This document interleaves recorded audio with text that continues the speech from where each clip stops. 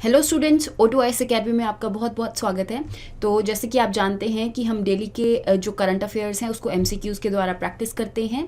तो आज के MCQs शुरू करने से पहले अगर आपको इस वीडियो की PDF चाहिए तो आप हमारी O2IS अकेडमी की ऐप को डाउनलोड कर सकते हैं और यहाँ पर ये PDF आपको मिल जाएगी। स्टार्ट करते हैं आज के सबसे पहले क्वेश्चन से, that is related to national geospatial policy 2022।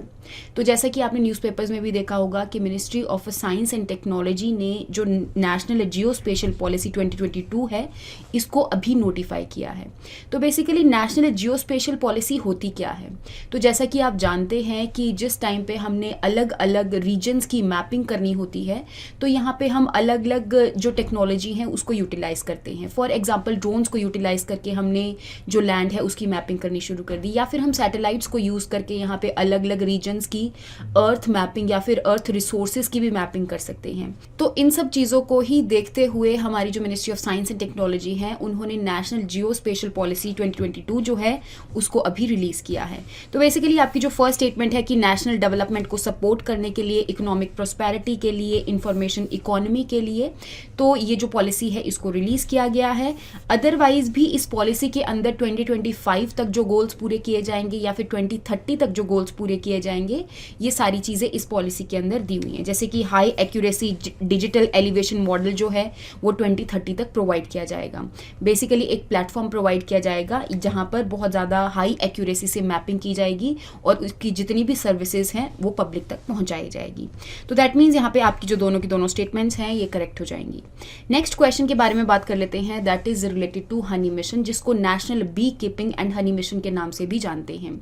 ये जो हनी मिशन है ऐसे तो 2017 के अंदर इसको लॉन्च किया गया था, लेकिन अभी जब रन किया गया है तो 2020 से लेकर 2023 तक इसको रन किया गया है।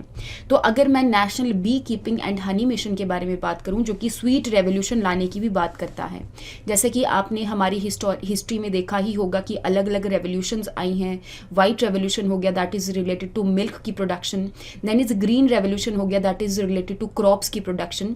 तो in the same way honey की प्रोडक्शन को इंक्रीज करने की जो रेवोल्यूशन है उसको स्वीट रेवोल्यूशन बोला जा रहा है। ये जो मिशन है ये बात करता है कि कैसे अलग अलग जो सेल्फ हेल्प ग्रुप्स हैं या फिर अलग अलग जो विलेजेस हैं वो कैसे आगे आ रहे हैं ताकि यहाँ पे बी कीपिंग की जा सके।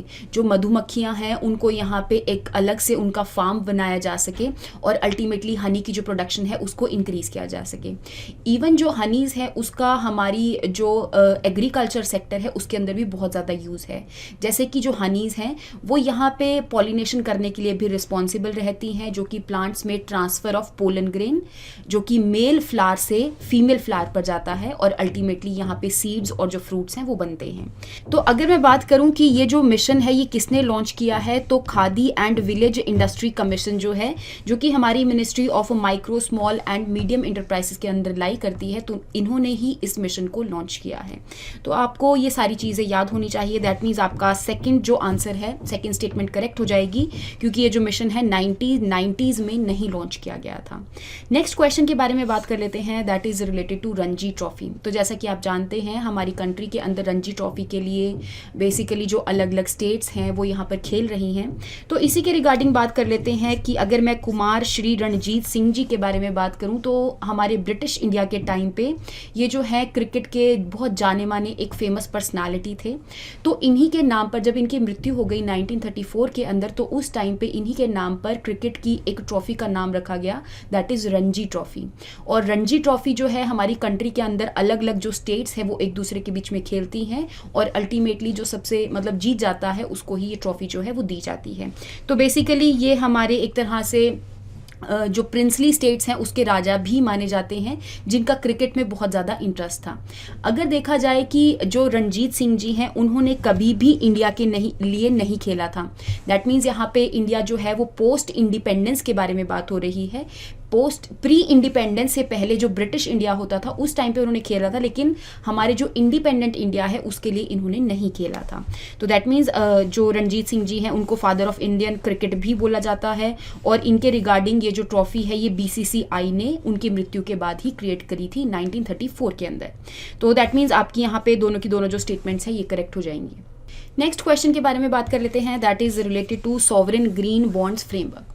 तो सॉवरेन ग्रीन बॉन्ड्स फ्रेमवर्क के बारे में बात करूं तो हमारी जो सेंट्रल गवर्नमेंट है उन्होंने कुछ डेप्ट सिक्योरिटीज़ को इशू किया है ताकि जो इन्वेस्टर्स हैं वो इन डेप्ट सिक्योरिटीज़ के अंदर इन्वेस्ट करें और अल्टीमेटली यहाँ से जो भी मनी होगा बेसिकली इन्वायरमेंट फ्रेंडली इंफ्रास्ट्रक्चर को डेवलप करने के लिए लगाया जाएगा, तभी इसका नाम ग्रीन बॉन्ड्स है।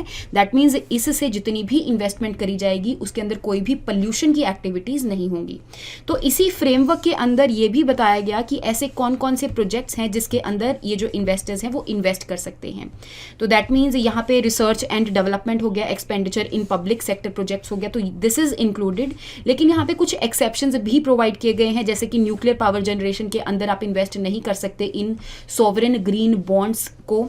इन द सेम वे आप लैंडफिल प्रोजेक्ट्स के अंदर भी इसको इन्वेस्ट नहीं कर सकते। हाइड्रो पावर प्लांट्स के अंदर तो इन्वेस्ट कर सकते हैं, लेकिन अगर हाइड्रो पावर प्लांट 25 मेगावाट से ग्रेटर है तो बेसिकली ये पावर की यूनिट है। अगर इससे ज़्यादा ग्रेटर अगर ये आपका पावर प्लांट है तो इसके अंदर ये जो बॉन्ड्स है इनको इन्वेस्ट नहीं किया जा सकता। तो यहाँ पे आप देखेंगे कि आपकी जो फर्स्ट स्टेटमेंट है ये करेक्ट हो जाएगी, बाकी की statements are incorrect. Next question के बारे में बात कर लेते हैं, दैट इज़ रिलेटेड टू एबे रीजन। तो आपने बेसिकली न्यूज़ में था तो आपने आइडेंटिफाई करना है कि ये कौन से कॉन्टिनेंट के अंदर लाई करता है।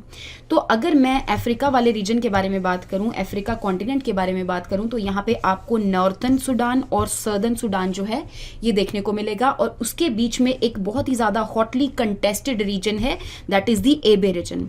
और इसी एबे रीजन में बहुत अलग अलग एक्टिविटीज़ जो हैं वो होती रहती हैं। रिसेंटली न्यूज़ में इसीलिए है क्योंकि इंडिया ने यूएन पीस कीपिंग फोर्सेस के अंदर इंडिया का लार्जेस्ट कंटिंजेंट ऑफ वुमेन को यहाँ पर डिप्लॉय किया है, तो इस वजह से ये न्यूज़ में है, आपने इसको ध्यान देना है, और ये अफ्रीका वाले रीजन में लोकेटेड है। नेक्स्ट क्वेश्चन के बारे में बात कर लेते हैं, दैट इज़ रिलेटेड टू शागोल केंजेई।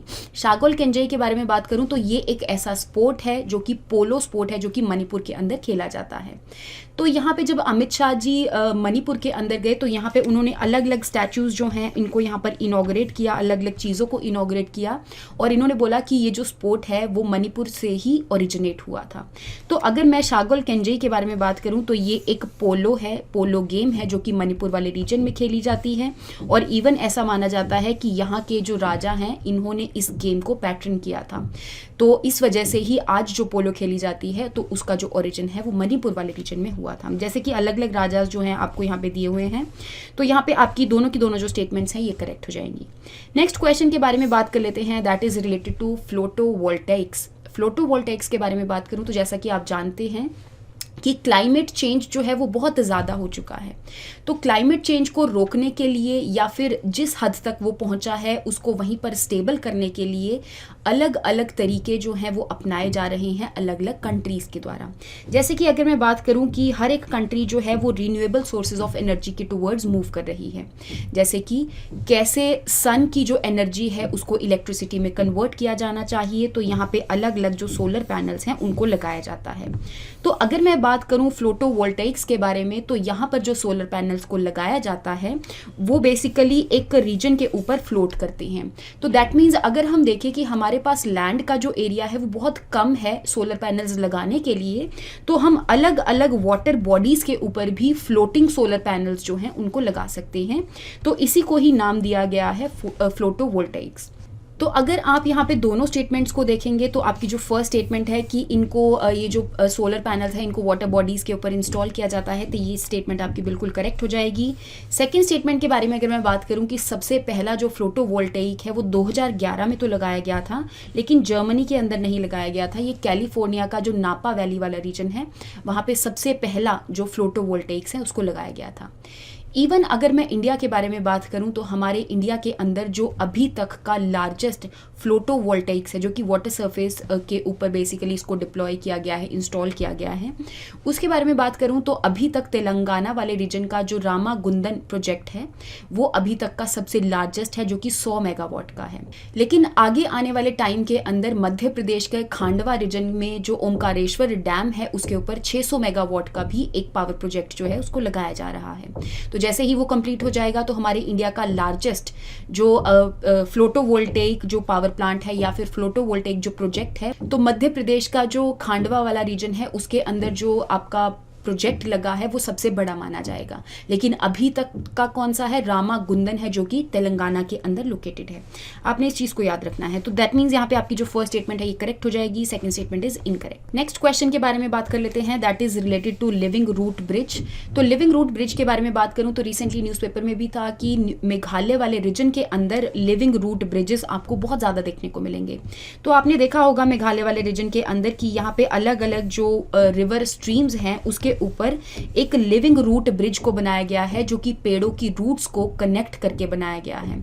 तो बेसिकली मेघालय वाले रीजन के अंदर आपको जो जितने भी फॉरेस्ट वाला रीजन है वो बहुत ज़्यादा देखने को मिलेगा, तो उनकी ही रूट्स को यूटिलाइज करके ये जो ब्रिज है इसको बनाया गया है।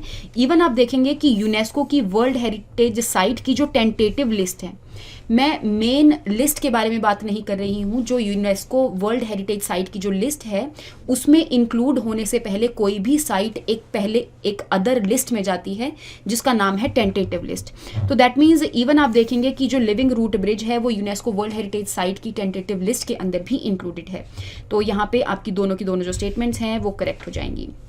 नेक्स्ट क्वेश्चन के बारे में बात कर लेते हैं, that is related to Veer guardian 2023। तो रिसेंटली जापान के एयरबेस के अंदर इंडिया और जो जापान की एयरफोर्स है यहाँ पे एक दूसरे के साथ मिलिट्री एक्सरसाइज जो है इसको कंडक्ट करवा रही है, जिसको बोला गया है वीर गार्डियन 2023 के नाम से। तो ये जो एक्सरसाइज है इंडिया और जापान के बीच में कंडक्ट करवाई जा रही है। लास्ट क्वेश्चन के बारे में बात कर लेते हैं, that is related to new umbrella entity.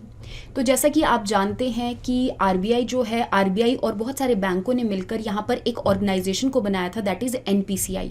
NPCI is national payment corporation of India, जो कि हमारी आज की जितनी भी ट्रांजैक्शंस हैं जो कि यूपीआई के द्वारा कंडक्ट की जाती हैं, तो उन सारी ट्रांजैक्शन को एनपीसीआई ही कंट्रोल करता है। इवन आप जो फास्टैग्स वगैरह यूज़ करते हैं वो भी एनपीसीआई के अंडर ही लाई करती है। एनपीसीआई जो है वो बैंक्स और आरबीआई के द्वारा बनाई गई है। तो यहाँ पर आरबीआई ने कुछ फ्रेमवर्क्स को, गाइडलाइंस को रिलीज़ किया था ताकि यहाँ पे जो अलग अलग बिजनेसेस हैं उनको भी इंक्लूड किया जा सके, और अल्टीमेटली एनपीसीआई को चेंज कर दिया जाएगा एक नई ऑर्गेनाइजेशन या फिर एक नई अथॉरिटी से, जिसका नाम होगा न्यू अम्ब्रेला एंटिटी। तो न्यू अम्ब्रेला एंटिटी के अंदर अलग अलग जो इन्वेस्टर्स हैं वो यहाँ पर आकर इन्वेस्ट कर सकते हैं ताकि ट्रांजैक्शन को और ज़्यादा स्मूथ बनाया जा सके। क्योंकि यहाँ पे देखने को मिला था कि एनपीसीआई के द्वारा जो ये ट्रांजैक्शन सिस्टम बनाया गया था तो उसमें अलग अलग जो इश्यूज हैं वो सामने देखने को मिल रहे थे, तो इस वजह से आरबीआई ने गाइडलाइंस को रिलीज़ किया। इवन अगर मैं बात करूं कि यहाँ पर क्योंकि इन्वेस्टर्स जो हैं वो इन्वेस्ट करेंगे और इस अम्ब्रेला एंटिटी को बनाएंगे, तो that means it is controlled by Indian citizens, और यहाँ पे वही बिजनेसेस जिनको पहले से ही पेमेंट के अंदर 3 साल का एक्सपीरियंस है वही इसके अंदर इन्वेस्ट कर सकते हैं। फॉर एग्जाम्पल पेटीएम को अब बहुत सारा साल हो गए हैं ट्रांजेक्शन्स वगैरह करते हुए, तो ऐसी जो कंपनीज़ हैं वो यहाँ पर आ सकती हैं। इवन यहाँ पे बोला गया है गाइडलाइंस के अंदर कि जो फॉरेन कंपनीज़ हैं वो भी इन्वेस्ट कर सकती हैं, लेकिन अप टू 5% इस अम्ब्रेला एंटिटी के अंदर वो इन्वेस्ट कर सकती हैं ताकि ट्रांजैक्शन को स्मूथ बनाया जा सके। तो दैट मीन्स आप देखेंगे कि आपकी दोनों की दोनों जो स्टेटमेंट्स हैं ये करेक्ट हो जाएगी। आंसर बनेगा बोथ 1 and 2। तो आई होप आपको यहाँ तक जो क्वेश्चंस हैं उनके बारे में समझ में आया होगा। नेक्स्ट क्लास के अंदर हम नेक्स्ट क्वेश्चंस के साथ मिलेंगे। Thank you so much and have a nice day.